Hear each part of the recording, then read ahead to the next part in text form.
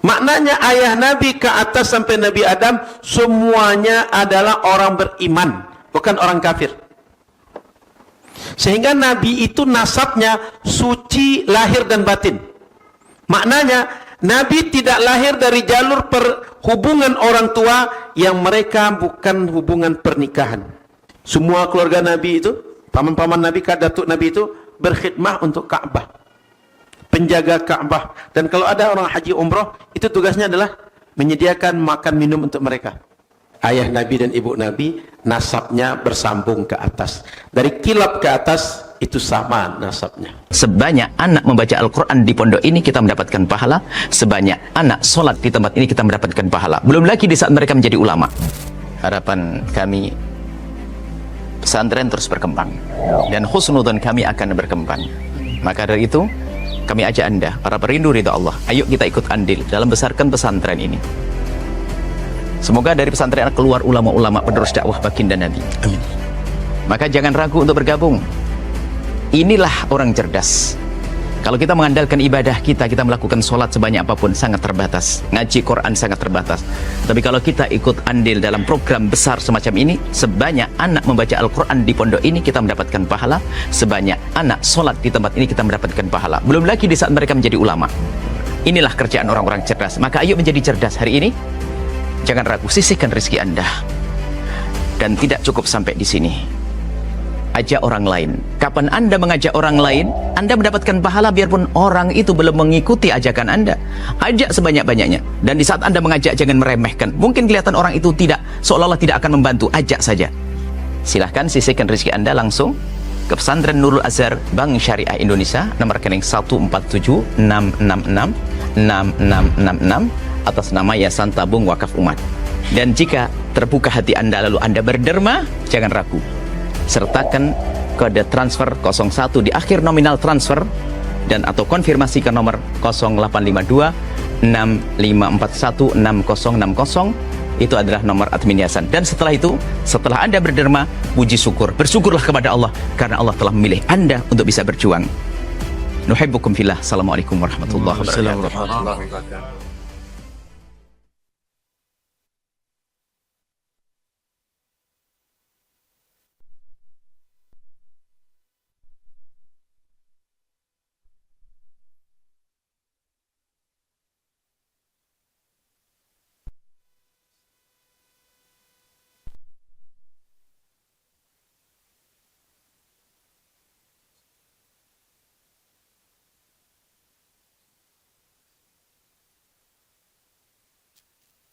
Para ustadz dan para ustazah, kita bersyukur dengan rahmat Allah Subhanahu wa taala di pertengahan bulan Sya'ban. Hari ini sudah 12 Sya'ban. Artinya semakin dekat kita dengan Ramadan. Mudah-mudahan semua kita sehat. Allah tambahkan keberkahan dan panjang umur berjumpa dengan Ramadan tahun ini insyaallah. Salawat teriring salam kepada Rasulullah sallallahu alaihi wasallam. Semoga kita semua di akhirat patut untuk berkumpul bersama kekasih yang kita cintai, Nabi Muhammad sallallahu alaihi wasallam. Amin ya rabbal alamin. Para ustadz dan ustazah, kami mohon maaf karena baru kembali dari bandara sebab melepas Syekh Dr. Yusri dari Mesir yang berada di Nurul Azhar hari Kamis dan Jumat, dan tadi jam 8 pagi penerbangan ke Jakarta.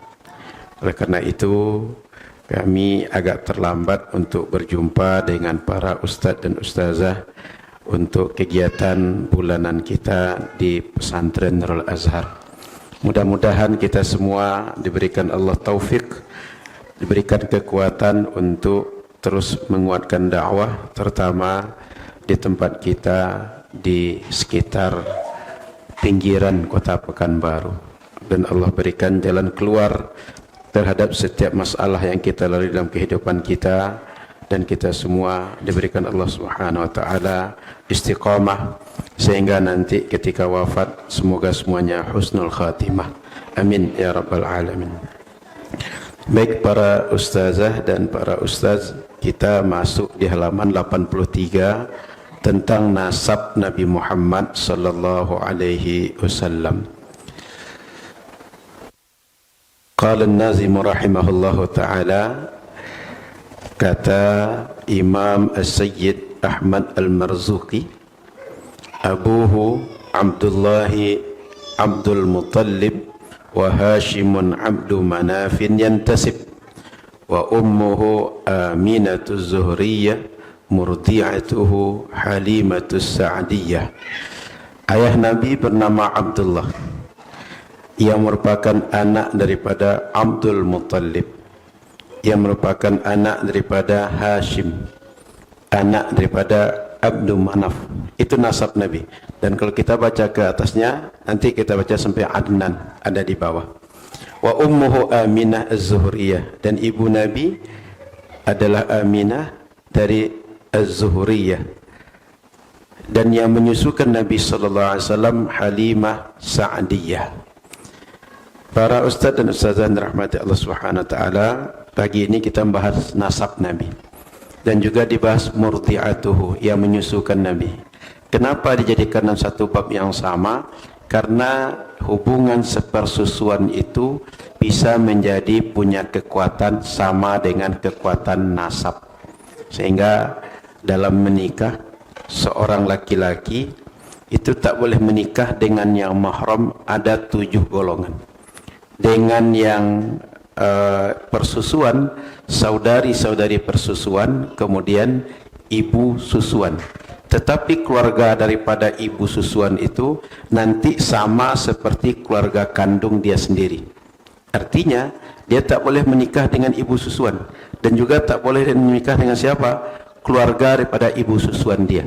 Sehingga suami ibu susuan sama seperti bapak dia, kemudian keluarga daripada ibu susuan dan keluarga daripada bapak susuan sama dengan paman dan bibi dia sendiri. Sehingga ke atasnya, ibu dari ibu susuan juga tak boleh dinikahi oleh orang yang menyusu dengan ibu susuan. Kekuatannya sama dengan kekuatan nasab. Asyarhu, syarah daripada 2 bait tadi. Yajibu ala kulli mukallaf, wajib bagi setiap mukallaf. Mukallaf itu kita, muslim, orang yang sudah sampai Islam kepada dia, dia berakal, kemudian dia balik. Ini mukallaf. Setiap orang berakal, balik, sampai ajaran Islam kepada dia, itu adalah mukallaf. Wajib bagi setiap mukallaf ayya arifa, untuk mengetahui. Apa yang mesti diketahui? Nasabahu, nasab Nabi sallallahu alaihi wasallam, min jihati abihi wa min jihati ummih, dari jalur ayah Nabi dan jalur ibu Nabi. Fa amma nasabuhu min jihati abihi, ini nasab Nabi dari jalur bapak Nabi. Fa huwa sayyiduna Muhammadun sallallahu alaihi wasallam, Nabi kita bernama Muhammad bin Abdillah, ayahnya Abdullah. Kemudian Abdullah ini anak daripada Abdul Muttalib, anak daripada Hashim. Ayah Nabi punya kakek Abdul Muttalib, ibunya bernama Fatimah. Nabi punya anak Fatimah, nenek kandung Nabi juga bernama Fatimah. Jadi Abdullah punya ayah Abdul Muttalib, punya ibu Fatimah. Istri Abdullah Aminah. Abdullah dan Aminah nikah, lahir Nabi Muhammad sallallahu alaihi wasallam. Bin Abdul Muttalib bin Hashim bin Abdi Manaf bin Qusay bin Kilab bin Murrah bin Ka'ab bin Lu'ay bin Ghalib bin Fihr bin Malik bin Nadar bin Kinanah bin Khuzaimah bin Mudrikah bin Ilyas bin Mudar bin Nizar bin Ma'ad bin Adnan. Ini nasab Nabi yang disepakati oleh ulama betul adalah anak, kemudian ayah sampai kepada Adnan. Dari Adnan kepada Sayyiduna Ismail, kemudian Nabi Muhammad, itu tak disepakati siapa ayah pada Adnan, siapa datuk pada Adnan, sampai pada Sayyiduna Ismail. tapi sampai kepada Adnan dari Nabi Abdullah ayah Nabi, Abdul Muttalib datuk Nabi, sampai pada Adnan, sepakat ulama inilah jalur nasab Nabi. Ini sepakat, tidak jadi muskilah, tidak menjadi perdebatan. Kemudian wa karihal maliku wa karihal imam Malik raf'an nasab ila Adam li adami thubutihi. Imam Malik justru menyatakan makruh kalau kita menyebutkan terus ke atas nasab Nabi sampai Nabi Adam. Kenapa? Tidak valid, tidak sahih. Jangan-jangan nanti yang bukan nasab Nabi kita nisbahkan pada Nabi.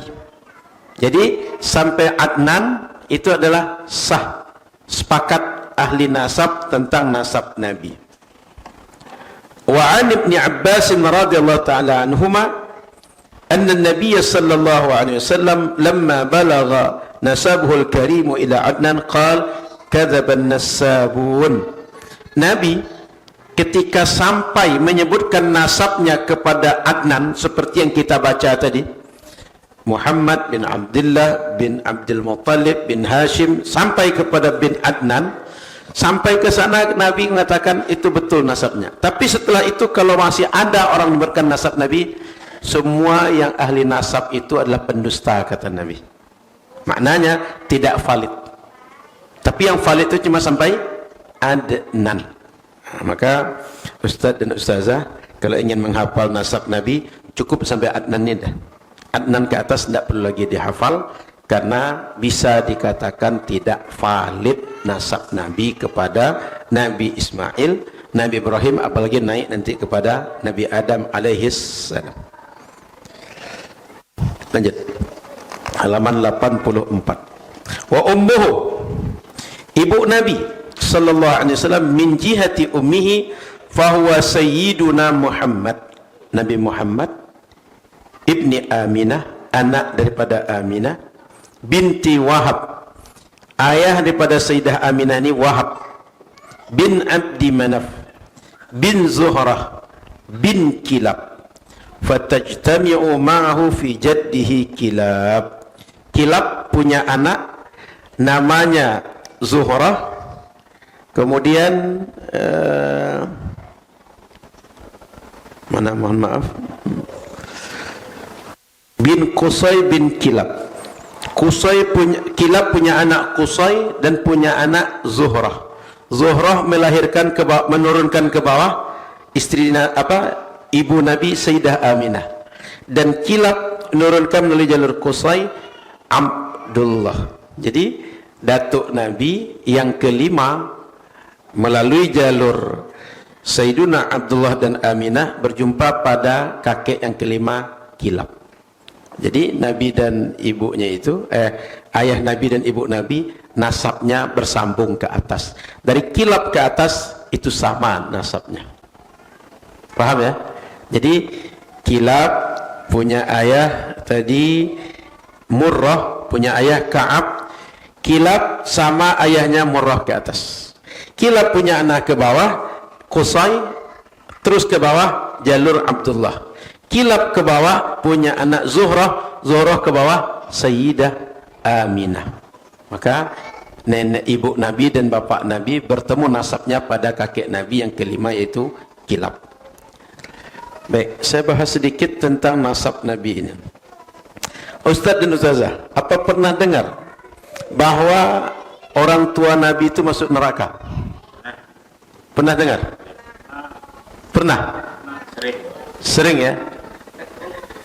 Menurut Ustaz dan Ustazah, sebelum analisa dalil dan kita bahas, masuk akal tidak orang tua Nabi itu masuk neraka?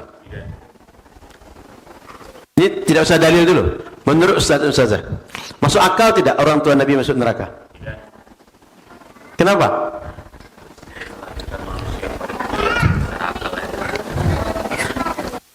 Nalar yang paling mudah.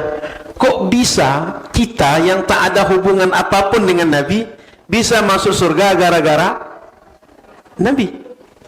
Betul, ini bisa masuk surga gara-gara Nabi. Ini bisa masuk surga semua nih? Bisa. Mau masuk surga semua?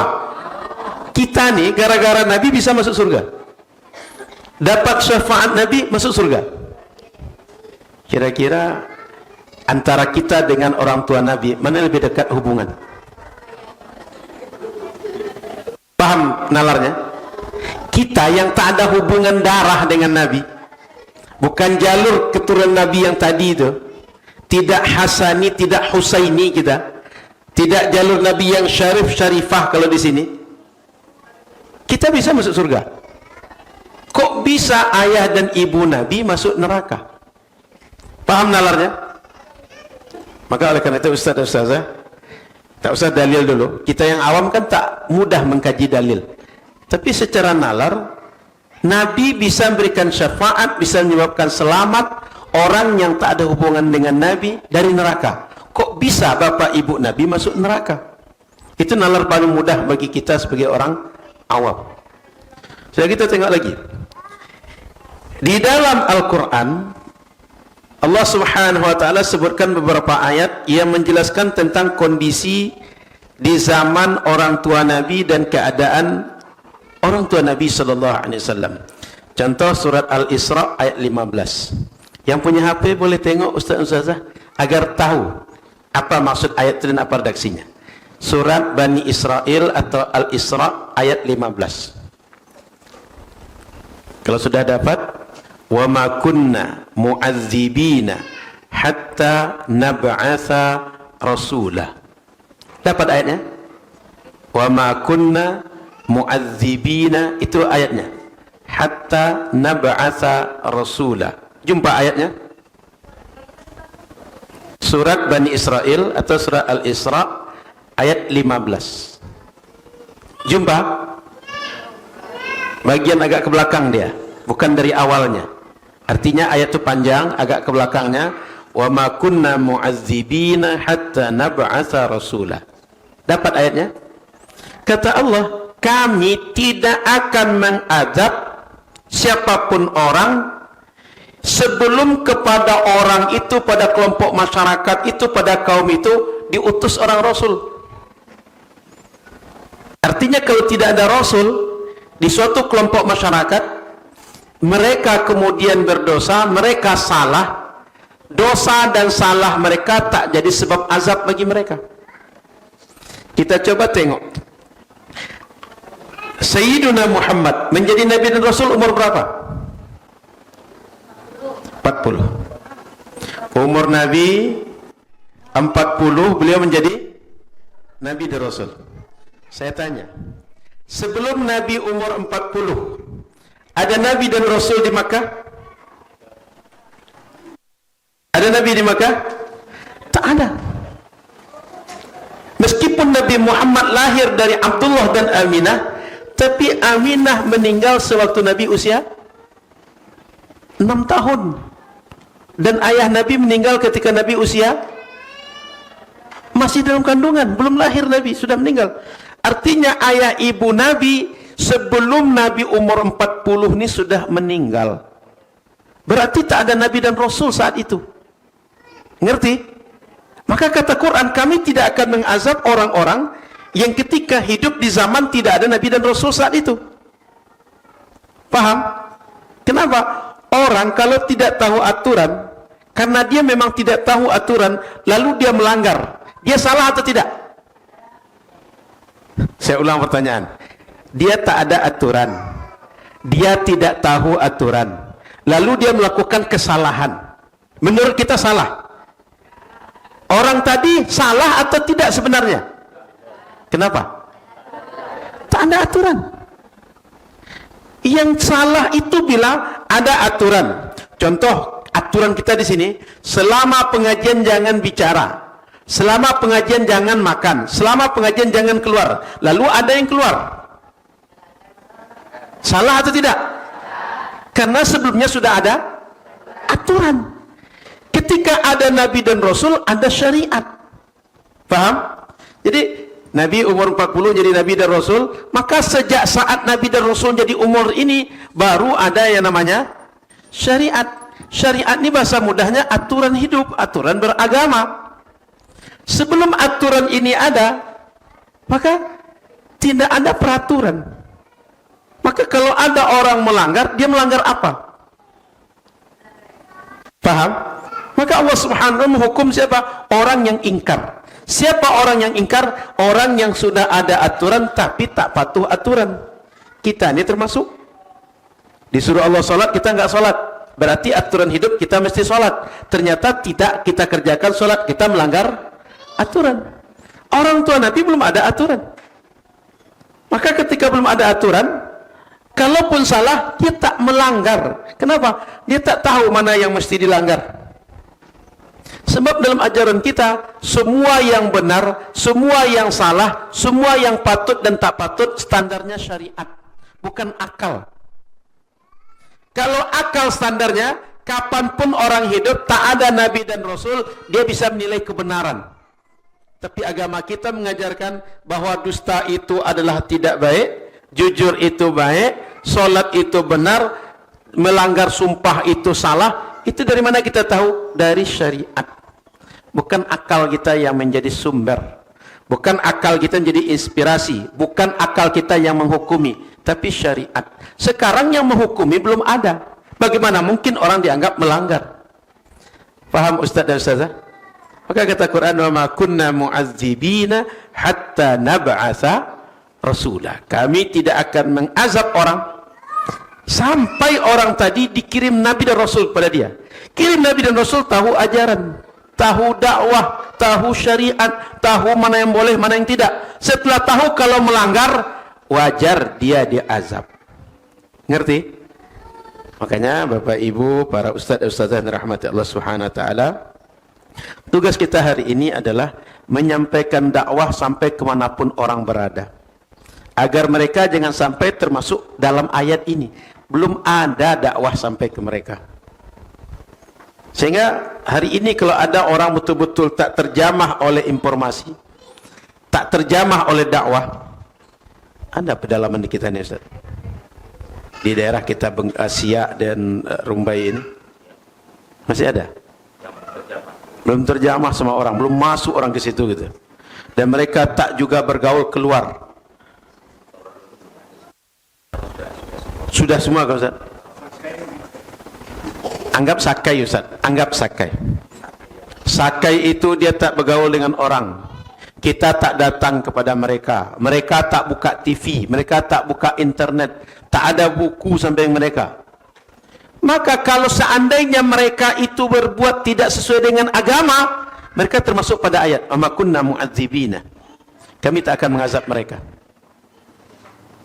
Sehingga kalau ada hari ini daerah-daerah suku-suku di pedalaman menjauh di sana, tak sampai dakwah pada mereka, kita tak datang ke mereka, termasuk kepada ayat tadi. Karena bagaimana mungkin orang tidak tahu dibebani dengan apa yang dia tidak tahu? Paham nalarnya? Orang yang tahu lalu dia ingkar dengan apa yang dia tahu, wajar dihukum. Makanya kata Quran, wa ma kunna mu'adzibina hatta nab'atha rasulah. Yang kedua, Ustaz dan Ustazah, tengok surat Al-An'am ayat 131. Masih mirip dengan tadi. Al-An'am 131. Agar Ustaz Ustazah tahu dalil Qur'annya. Al-An'am 131. Zalika an lam yakun rabbuka muhlikal qura bizulmin wa ahluha ghafilun. Itu ayatnya. 131. Al-An'am 131. Al-Isra 15 kali. Kemudian Al-An'am 131. Kata Quran, Tuhan kita tidak akan menghukum, mengazab, menghancurkan satu kampung atau kampung-kampung karena dosa yang mereka buat, padahal mereka lalai. Maksud lalai, mereka tak tahu, mereka tidak paham mana yang mesti dibuat, mana tidak. Sudah jumpa 131? Kan kata Allah, Allah tak akan mengazab sebuah kampung. Kampung tadi tidak tahu syariat, tidak sampai dakwah, lalu mereka salah, mereka melakukan berbagai dosa, Allah tak akan azab mereka karena mereka berdosa. Kenapa? Mereka tidak tahu.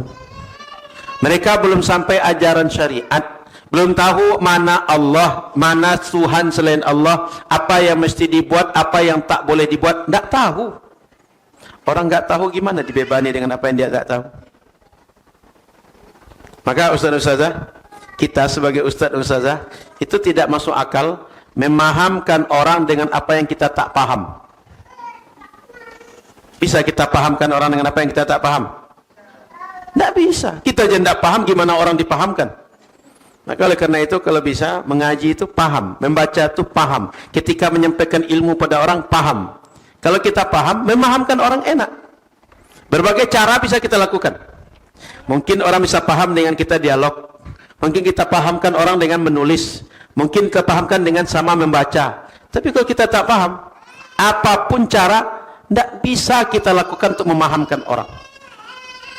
Dan kalau kita paham, lalu orang-orang juga paham karena kita ajarkan, maka dia akan ngerti, dia akan bisa hafal, dan dia bisa ajarkan. Apa saja. Jadi kalau kita ngajar para ustaz dan ustazah, usahakan kita ngerti apa yang kita ajarkan dan orang ngerti. Karena bagaimana mungkin orang mengamalkan yang dia tidak ngerti. Makanya ustaz dan ustazah, mohon maaf, kalau ngajar Quran, ngajar huruf hijaiyah, pastikan kita semua bisa membaca hijaiyah dengan benar. Bisa makhrajnya, bisa sifat hurufnya, bisa baca Fatihah dengan benar. Sehingga ketika kita ajarkan, anak mengerti, nanti dia akan mengajarkan lagi pada muridnya itu. Kita ajarkan dia Fatihah, kita talqinkan Fatihah, dia bisa Fatihah, dia akan ajarkan lagi kepada orang lain. Suatu saat boleh jadi dia sudah besar bergaul dengan orang yang tak pernah belajar Fatihah. Mungkin kawannya tak dapat pendidikan di rumahnya. Mungkin ada orang tak dapat bergaul dengan orang-orang Islam karena dia lingkungan dia non-Muslim, atau memang keluarganya keluarga non-Islam, sehingga dia mu'allaf, dapat berkawan dengan anak kita, pandai baca Fatihah. Orang tadi akan solat baca Fatihah, diajarkan Fatihah, ngalir pahala kepada kita. Tapi kalau kita ngajarkan baca Fatihah, anak tak pernah pandai Fatihah, tak ngerti cara baca Fatihah dengan benar, gimana ngajarkan ke orang? Maka ustaz dan ustazah, usahakan setiap kita mengajar, baik khutbah Jumat, baik ceramah, baik nanti pelatihan, baik majlis taklim, apa saja nama pengajian kita, usahakan kita persiapan, kita mengerti dan bisa memahamkan orang. Karena kalau orang tak paham, apa yang mau dihafal dia, apa yang mau diamalkan dia, dan apa yang mau diajarkan pada orang lain. Nah, balik kepada ayat tadi, Quran menggaransi kalau ada orang melanggar, ada orang maksiat, ada orang ingkar, dan dia tidak tahu bahwa itu melanggar, dia tidak tahu itu maksiat, tidak tahu itu ingkar, dia tidak akan diazab oleh Allah Subhanahu wa taala. Kaum yang berbuat seperti itu tidak diazab oleh Allah Subhanahu wa taala. Maka orang tua Nabi hidup di masa belum ada aturan, belum ada Nabi, belum ada Rasul, sehingga Quran menggaransi orang tua Nabi tidak akan diazab. Paham Ustaz dan Ustazah? Okey. Baik. Saya tambahkan satu lagi ayat supaya mencukupkan 3. Surat Asy-Syu'ara 208. Asy-Syu'ara 208. Quran itu ada surat Asy-Syura, ada Asy-Syu'ara. Yang kita cari sekarang Asy-Syu'ara 208. Surat Asy-Syu'ara 208. Masih mirip-mirip redaksinya. 208. Asy-Syu'ara 208. Asy-Syu'ara 208. Wa ma ahlakna min qaryatin illa laha mundirun. Jumpa? Tidak akan kami hancurkan, tidak akan kami azab, tidak akan kami balas sebuah kampung kecuali di kampung itu sudah kami kirim seorang nabi, seorang rasul. Artinya kalau belum ada nabi dan rasul, mereka salah, mereka ingkar, mereka maksiat, Allah tidak akan hukum mereka. Kenapa? Orang enggak tahu. Bagaimana mungkin orang tidak tahu dibebani dengan apa yang dia tidak tahu? Orang tidak bisa, bagaimana mungkin dibebani dengan apa yang dia tidak bisa? Maka sudah 3 ayat Quran menyatakan bahwa kaum-kaum yang belum ada nabi, belum ada rasul, dengan rahmat Allah Subhanahu wa taala mereka kalau salah tak diazab. 3 ayatnya. Cukup 3 itu Ustaz? Biasanya orang berakal itu 1 udah cukup dalil. Apalagi 3 gitu. Ini ayat Quran. Kita bukan bercerita dongeng manusia, tapi ayat Quran. Baik. Sudah itu para ustaz dan ustazah. Ada hadis Nabi lagi. Di antara sedikit. Surah Asy-Syu'ara tadi 219, coba tengok. Asy-Syu'ara tadi 219. Ada ayat tak langsung. Ayat 219. Sudah dapat? Wa taqallubaka fis sajidin. Jumpa? Kata Ibnu Abbas, itu penjelasannya adalah engkau Muhammad dari Nabi Adam sampai ayah engkau Abdullah, semua ayah-ayah engkau, nasab engkau ke atas sajidin. Apa arti sajidin? Orang ahli sujud. Maknanya ayah Nabi ke atas sampai Nabi Adam semuanya adalah orang beriman, bukan orang kafir. Sehingga Nabi itu nasabnya suci lahir dan batin. Maknanya Nabi tidak lahir dari jalur perhubungan orang tua yang mereka bukan hubungan pernikahan. Semua ayah Nabi terus ke atas sampai kepada Nabi Adam semuanya adalah hasil pernikahan. Maka Nabi nanti dalam hadisnya katakan dia lahir dari nikah bukan min sifah, bukan dari zina, kata Nabi. Artinya tidak ada jalur orang tua Nabi kalau kita telusuri sampai Nabi Adam yang merupakan jalur keturunan Nabi ke atasnya itu antara ibu dan bapak semuanya itu hubungan pernikahan. Tidak ada yang hubungan di luar pernikahan. Secara zahir nasabnya. Secara batin Nabi SAW semua orang tua tadi sajidin, ahli sujud, orang beriman. Jadi Nabi itu zahir dan batin dijaga Allah suci, bersih. Bagaimana mungkin akan masuk neraka ayah ibu Nabi? Sementara Quran mengatakan fis sajidin. Bapak ibu Nabi, datuk Nabi ke atas sajidun, ahli sujud semuanya. Paham Ustaz dan Ustazah?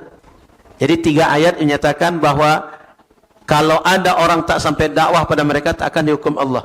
Sudah itu ada ayat mengatakan bahwa orang tua Nabi sampai jalur ke atas kepada Nabi Adam semuanya adalah ahli sujud. Jangan-jangan kita yang menuduh Nabi ini orang tua Nabi masuk neraka. Bapak kita, datuk kita dulu ada yang bukan ahli sujud. Jangan-jangan dulu datuk-datuk kita ada yang paganisme, yang menyembah batu, menyembah kayu di hutan dulu. Jangan-jangan. Sementara Nabi tadi dijamin Allah fis sajidin. Semua keturunan Nabi sampai Nabi Adam adalah ahli sujud. Kita belum tentu. Maka para ustadz dan ustazah jangan termakan dengan isu bapak ibu Nabi masuk neraka. Kemudian saya bacakan hadis Nabi. Hadis Nabi tak bisa ustazah cari di situ. An Wathilah bin al-Asqa' anna Nabi sallallahu alaihi wasallam qala. Sahabat Nabi Wathilah bin Asqa' mengatakan, Nabi bersabda, "Innallaha astafa." Sesungguhnya Allah telah memilih min waladi Ibrahim Ismail, dari anak Ibrahim, jalur Nabi dari Ismail. Karena Nabi Ibrahim punya anak 2. Siapa nama anak beliau? Ada Ismail, satu lagi Ishak. Nabi Muhammad terpilih dari jalur Ismail ini. Kemudian wastafa min waladi Ismail bin Kinanah, Bani Kinanah. Anak Nabi Ismail ini banyak, tapi yang menjadi jalur nasab Nabi Muhammad adalah jalur Kinanah. Wastafa min Bani Kinanah Quraisyan. Dari Bani Kinanah ini ke bawahnya terpilih suku Quraisy. Kemudian wastafa min Quraisyin Bani Hashim. Dari Quraisy Bani Hashim. Bani Hashim baru terpilih Nabi Muhammad sallallahu alaihi wasallam. Artinya Nabi Muhammad menyebutkan nasab saya ini ke atasnya Nabi Ismail, Nabi Ibrahim. Yang tadi membenarkan wa taqallubaka fis sajidin. Engkau Muhammad, semua keturunan engkau adalah ahli sujud. Sehingga ke atas nyambung pada Nabi Ismail dan Nabi Ibrahim. Maka para ustadz dan ustazah, jalur orang tua Nabi tidak ada yang merupakan orang-orang yang masuk dari hasil perhubungan tidak benar atau di luar pernikahan. Yang kedua, tidak ada orang kafir ayah Nabi ke atas. Quran yang menggaransi, kemudian hadis Nabi yang menggaransi. Lalu kalau ada orang bertanya, bagaimana dengan hadis Nabi yang hadis itu adalah hadis dalam Sahih Muslim? Contoh, mungkin Ustazah pernah mendengar ini. Ista'dzantu Rabbi an astaghfira li ummi. Saya minta izin kepada Allah untuk minta ampun bagi ibu saya. Ya Allah, ampuni ibu saya. Itu Nabi pernah minta izin gitu dalam hadis Sahih Muslim. Falam ya'dzan li. Allah tak mengizinkan saya. Wasta'dzantuhu an azura qabraha fa'adhina li. Lalu aku minta izin, ya Allah berikan aku izin mengunjungi kubur dia. Diizinkan Allah. Jadi ada dua. Minta izin untuk mohon ampun bagi ibunya. Yang kedua, minta izin untuk mengunjungi kubur. Boleh mengunjungi kubur, tak boleh minta ampun untuk orang tua. Oleh sebagian kita ditafsirkan tak boleh minta ampun pada orang tua, karena orang kafir bagaimana minta ampun kan? Ngerti? Orang kafir, dia ingkar pada Allah. Kalau kita mintakan rahmat untuk dia, berarti tolak belakang. Allah marah kepada dia, kita minta agar Allah tak marah kepada dia. Berarti antara kita dengan Allah beradu. Keinginan kita dia disayang, keinginan Allah dia dijauhi. Maka tak boleh mendoakan orang yang kafir. Tapi mendoakan hidayah boleh. Sementara Nabi mendoakan istighfar, mohonkan ampun, tidak diizinkan. Berdasarkan redaksi hadis tadi. Ustadz dan ustazah perlu pahami dengan baik bahwa tak diizinkan itu tak selamanya bahwa beliau seorang musyrik. Tidak selamanya beliau berarti orang kafir yang tak boleh diampunkan. Karena bisa saja orang yang tak boleh izinkan untuk minta ampun, boleh jadi karena orang tua Nabi memang tak berdosa. Karena sebut fisajidin tadi. Karena dia tak berdosa, untuk apa dimintakan ampun? Bila dimintakan ampun terdengar oleh orang, muncullah di situ duga yang tak baik. Ngerti? Ini anggap ada orang tiba-tiba, kita maafkan aja kawan kita si Anu itu ya. Gitu. Apa kata orang lain? Emang salah apa dia? Ngerti?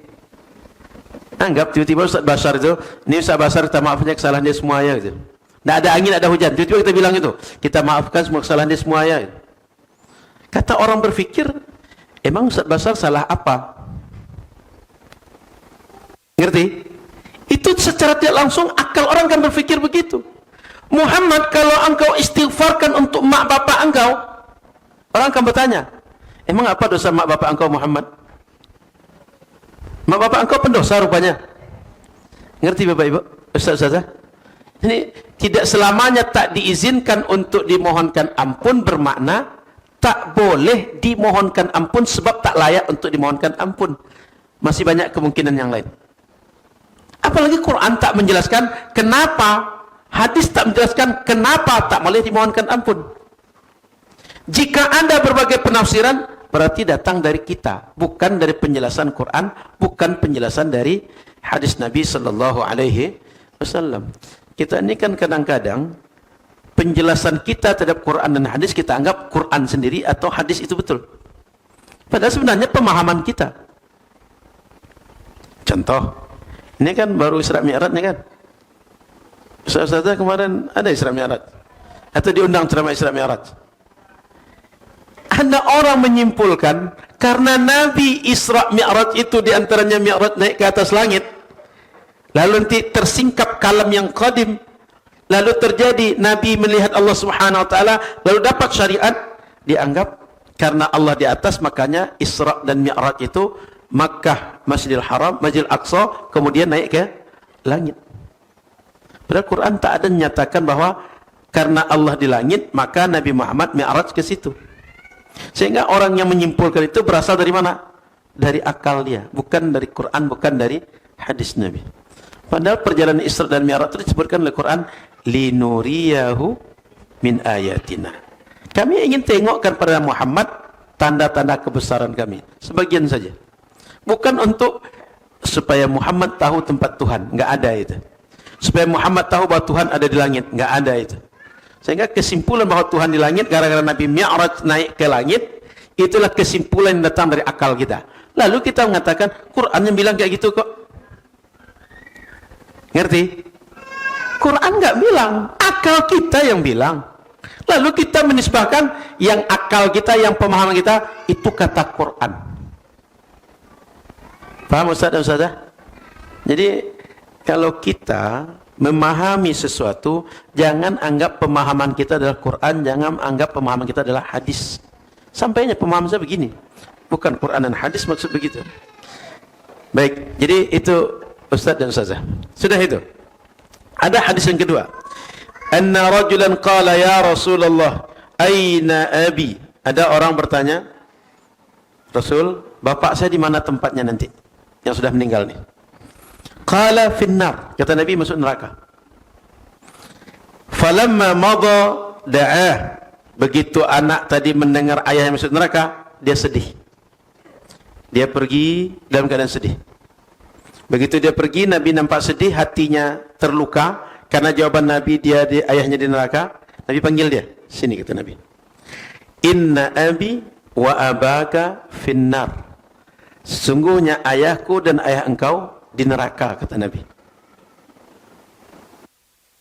Baik, ini redaksinya. Ayahku dan ayah engkau di neraka. Kenapa muncul redaksi ini? Satu, di antara penjelasan ulama, ayahku itu kata Nabi, karena Nabi lama dibesarkan oleh pamannya yang bernama Abu Talib. Abu Talib dengan Abdullah ayah Nabi adik-beradik kandung.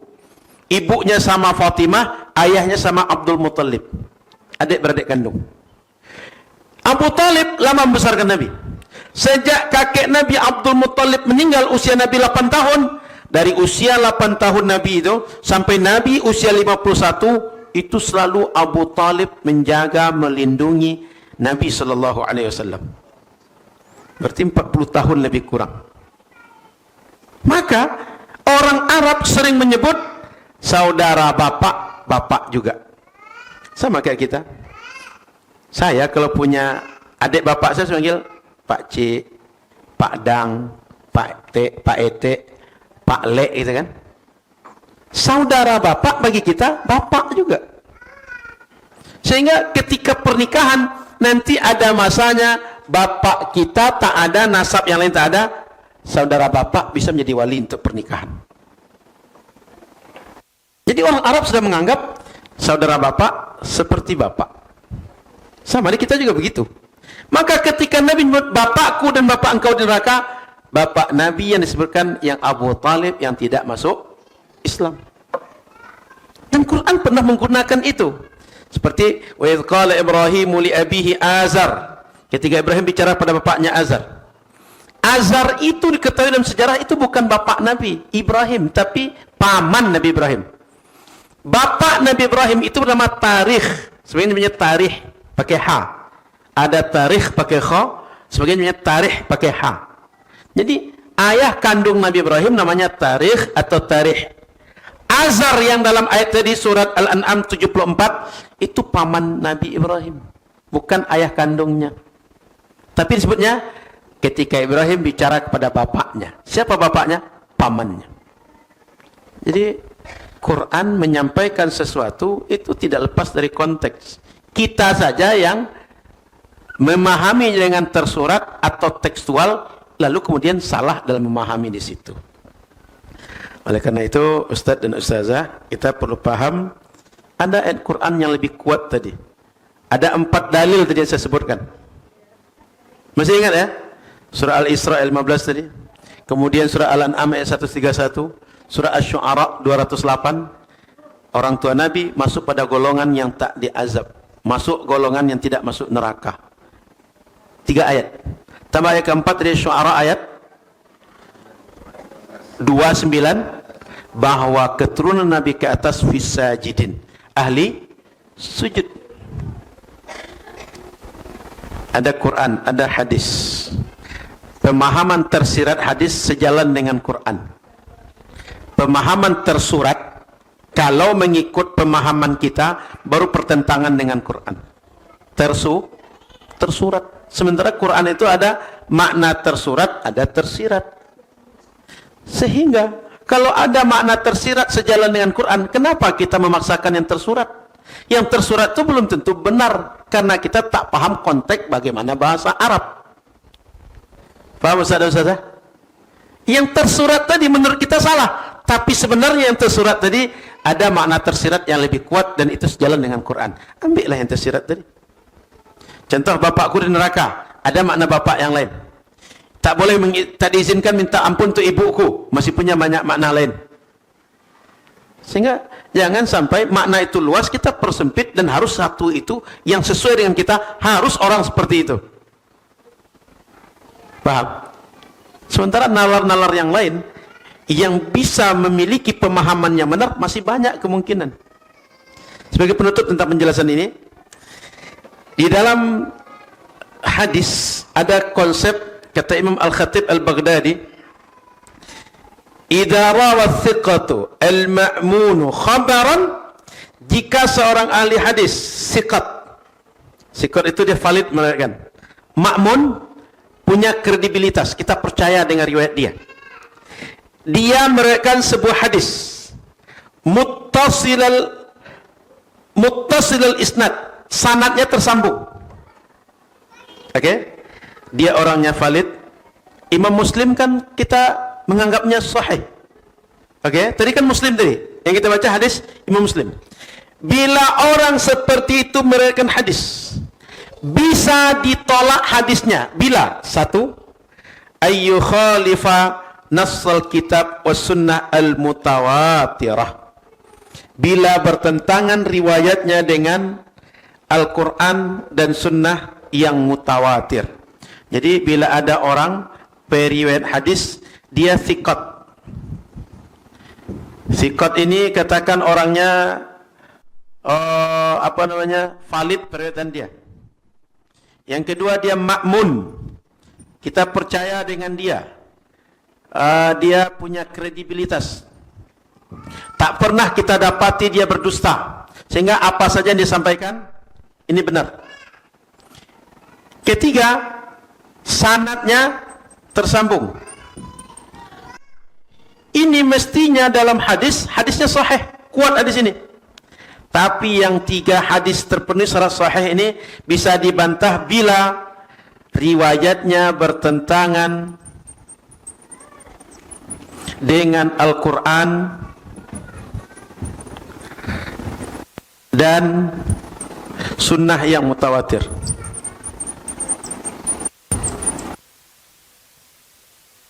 Mutawatir itu artinya ia meriwayatkannya ramai, luas. Tak mungkin semua orang meriwayatkan itu berdusta.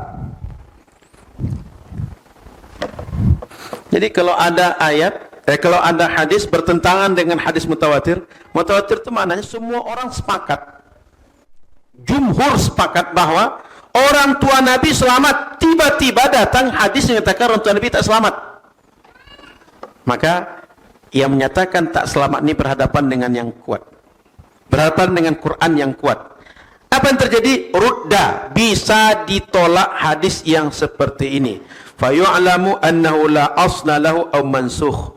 Boleh jadi hadis itu sudah mansukh, dulu berlaku hukum kemudian tak berlaku hukum, atau ada sumber hadis yang perlu diteliti sumbernya. Periwayatnya tak ada masalah, tapi sumber asli pertamanya dari mana? Itu. Maka Ustaz dan Ustazah yang dirahmati Allah Subhanahu wa taala, ada kaidah bahwa hadis kadang-kadang hadis sahih pun bisa ditolak. Kenapa? Karena bertentangan dengan yang lebih kuat daripadanya, yaitu Quran. Bertentangan lebih kuat dengannya, yaitu hadis mutawatir. Hadis itu dari jalur sanad yang meriwayatkan, ada mutawatir, ada ahad. Mutawatir itu banyak orang meriwayatkan, dan semua orang meriwayatkan itu tak mungkin dusta. Asal tanya ke orang, betul di Bukit Tinggi ada jam gadang? Semuanya mengatakan iya. Karena semua orang mengatakan iya, kita langsung percaya. Karena tidak mungkin semua orang itu dusta. Masa 1000 orang ditanya semuanya dusta? Jangan ke 1000 orang, bertiga-tiga kita tanya, belum tentu 3 ini dusta kalau kita tanya. Apalagi 1000 orang yang menyaksikan. Paham Ustaz dan Ustazah? Oleh karena itu, hadis Sahih Muslim tadi, mungkin iya ada hadis itu. Tapi maknanya perlu untuk dipahami dengan makna tersirat. Supaya apa? Tak bertentangan dengan yang lebih kuat dengannya. Kalau dipaksakan tersurat, bertentangan lebih kuat. Kalau bertentangan lebih kuat, berarti dia harus ditolak. Paham Ustaz dan Ustazah? Karena kalau tak ditolak, berarti punya makna. Ada berapa makna yang dia bertentangan di satu waktu yang sama, dan tak ada yang benar di antara semua itu. Berarti tak ada yang salah, semuanya benar. Ngerti?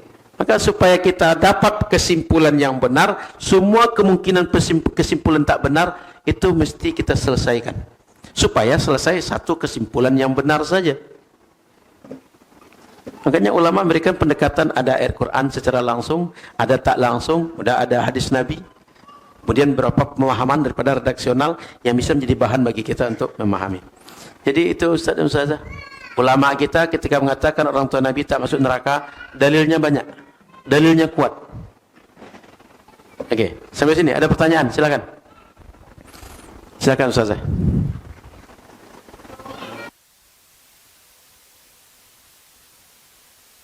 Assalamualaikum warahmatullahi wabarakatuh.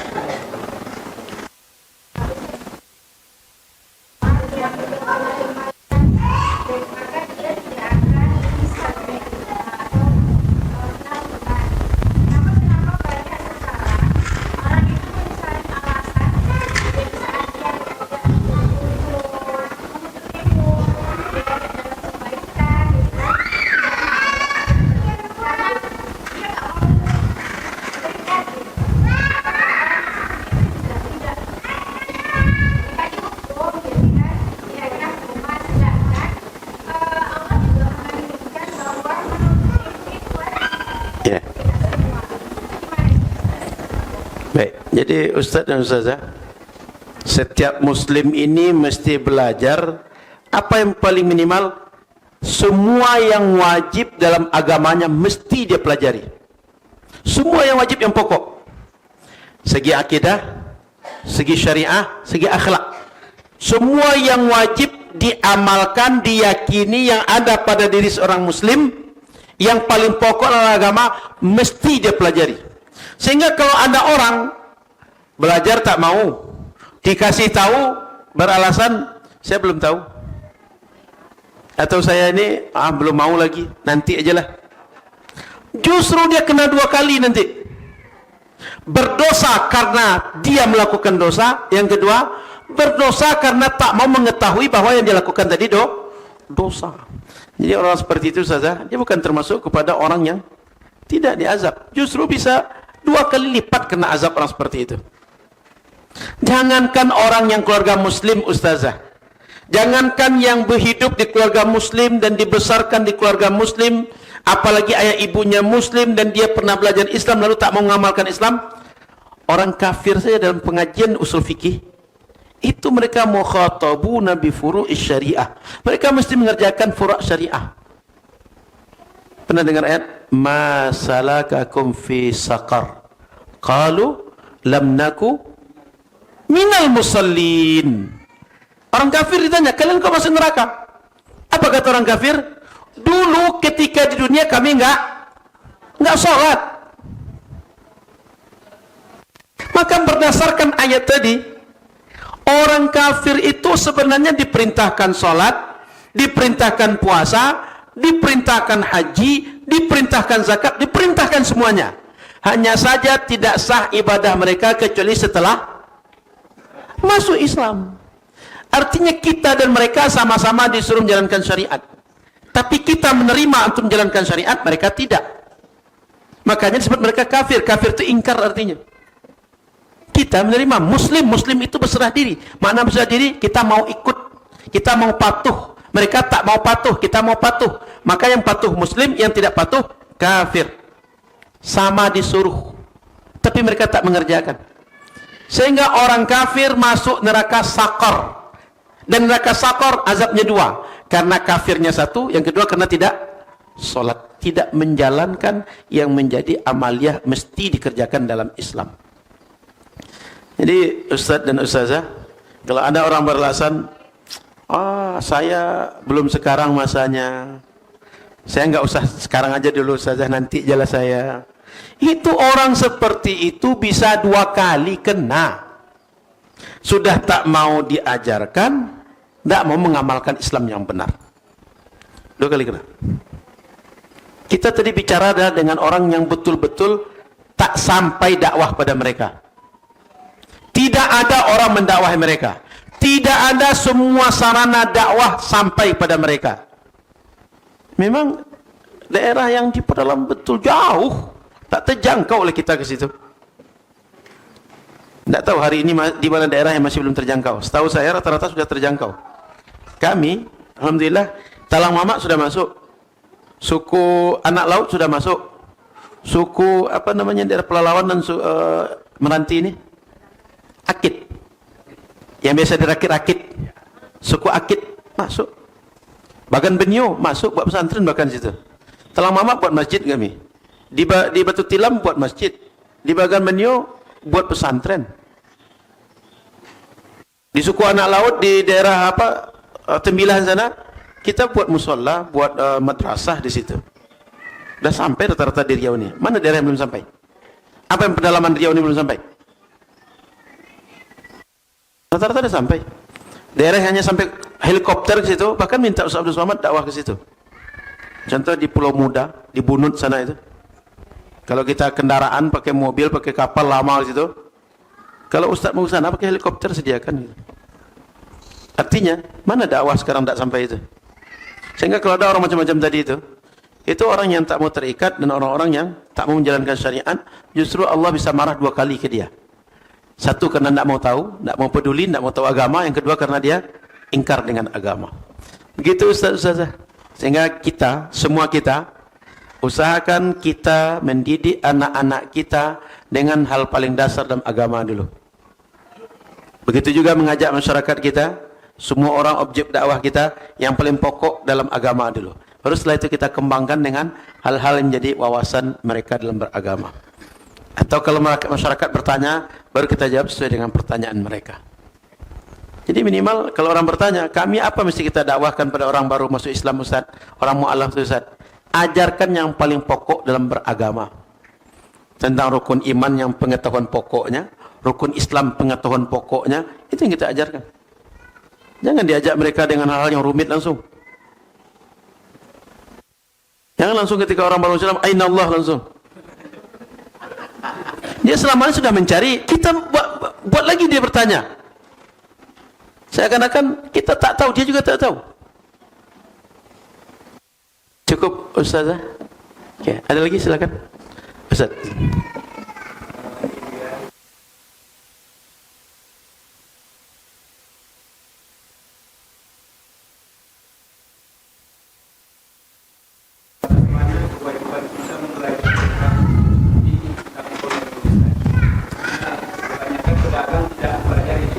Baik.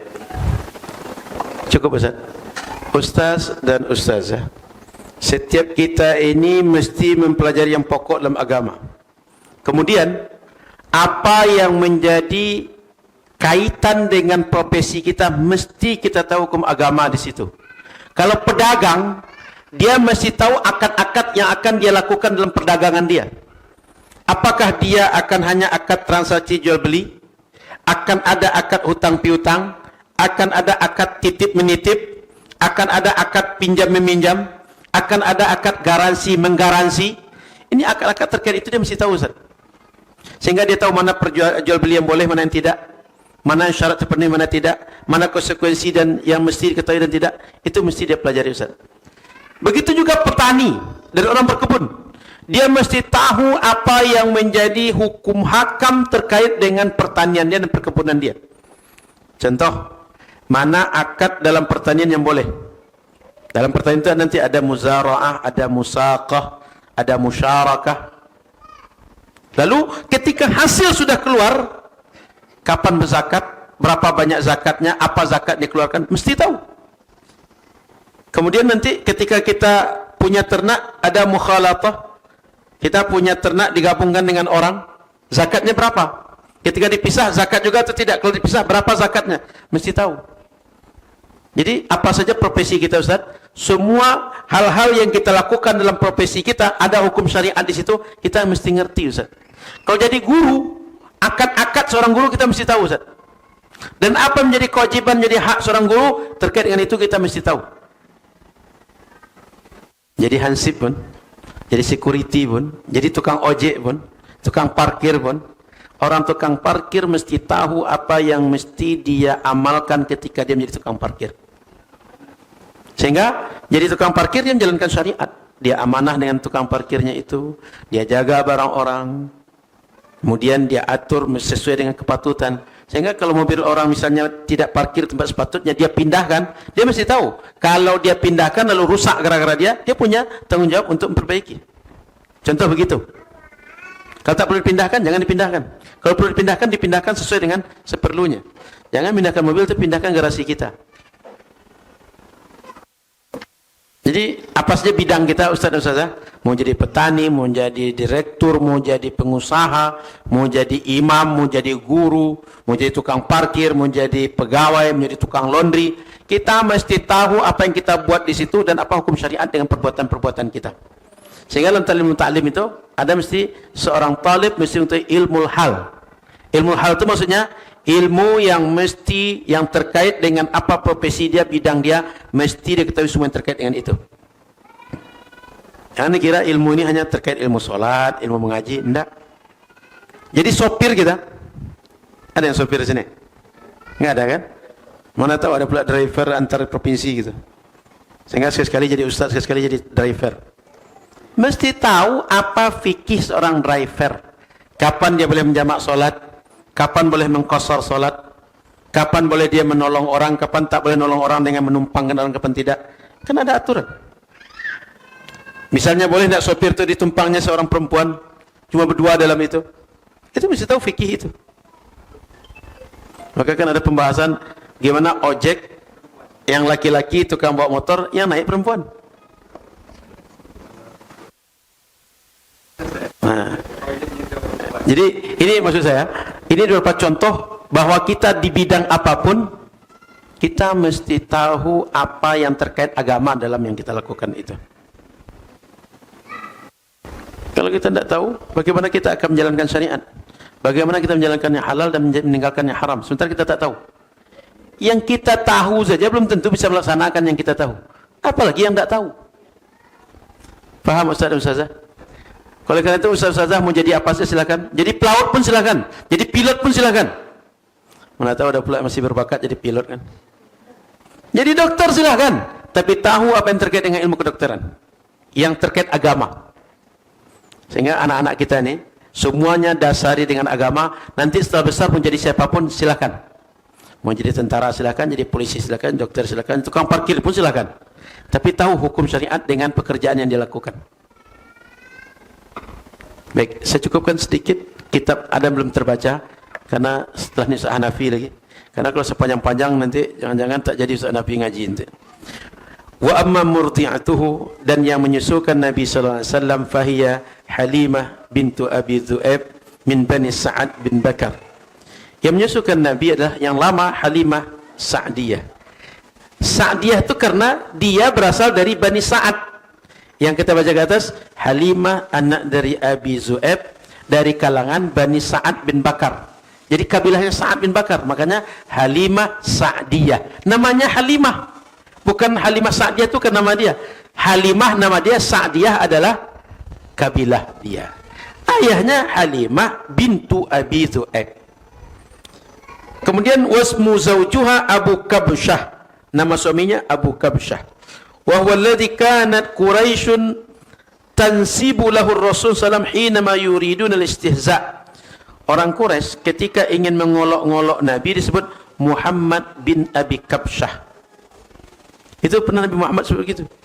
Fayaquluna hadza ibnu Abi Kabsyah yukallamu minas sama'. Disebutkan Muhammadnya anak Abu Kabsyah yang diberi wahyu dari langit. Jadi bukan anak Abdullah. Kenapa? Orang Quraisy mau ngejek Abdullah, mau ngejek Abdul Muttalib, mereka segan. Kenapa? Pemuka Quraisy. Sehingga diejeknya dengan siapa? Bukan pemuka Quraisy. Orang Arab itu biasanya kalau ingin ngejek orang, itu tak disebutkan nama dia. Sesuatu yang mengisyaratkan pada dia tapi bukan sebut nama dia. Itu ngejek itu. Atau dia kesal. Makanya tidak sebut Muhammad anak Abdullah anak Abdul Muttalib. Kenapa? Abdullah Abdul Muttalib itu bagi mereka adalah orang hebat. Semua keluarga Nabi itu, paman-paman Nabi, datuk Nabi itu berkhidmah untuk Ka'bah, penjaga Ka'bah. Dan kalau ada orang haji umroh, itu tugasnya adalah menyediakan makan minum untuk mereka. Budak Abu Lahab, saking bahagianya Abu Lahab dengan lahir Nabi, dimerdekakan Suwaibah tadi, kemudian diberikan kepada Aminah untuk menyusukan Nabi. Itulah yang kemudian dalam hadis sebutkan bahwa Abu Lahab setiap hari Senin itu diringankan azabnya. Apa sebab? Dia bahagia dengan lahir Nabi, lalu dimerdekakan budak, disediakan pengasuh untuk Nabi dari budak tadi, karena bahagia dengan Nabi sallallahu alaihi wasallam. Setiap Senin diringankan azab Abu Lahab. Macam ada kayak kita di jari-jari kita ini ada sedikit air, lalu kita isap-isap. Macam itu dirasakan kehausan Abu Lahab untuk mengurangi susahnya dalam neraka, karena dia disebutkan dalam Al-Quran tabbat syada Abi Lahab, dia masuk neraka. Tapi setiap Senin diringankan azabnya sebab sayang, sebab bahagia dengan kelahiran Nabi Muhammad sallallahu alaihi wasallam. Siapa yang dimerdekakan? Suwaibah. 6 hari menyusukan Nabi, tak cocok, baru datang Halimah, dengan Halimah baru 4 tahun. Wallahu a'lam. Saya kira itu dulu kajian kita, karena setelah ini Ustaz Hanafi 10.05. Karena kalau saya lambat selesai, nanti Ustaz Hanafi bisa selesai jam 2 nanti. Supaya beliau jangan selesai jam 2, selesai sebelum jam makan siang, sehingga kita bisa makan siang, saya mesti cepat selesai. InsyaAllah umur panjang badan sehat, kita sambung kesempatan yang lain. Mohon maaf salah dan kurang. Doakan semoga kita semua Nurul Azhar bisa berkhidmat terus untuk agama, termasuk bisa mengadakan kegiatan-kegiatan bersama takdir. Apalagi Ramadan ini, mudah-mudahan nanti ada lagi kegiatan lain yang bisa kita support insyaallah. Jazakumullah khairan. Mohon maaf salah dan kurang. Subhanakallah wa bihamdika, asyhadu an la ilaha illa anta, astaghfiruka wa atubu ilaika. Assalamualaikum warahmatullahi wabarakatuh.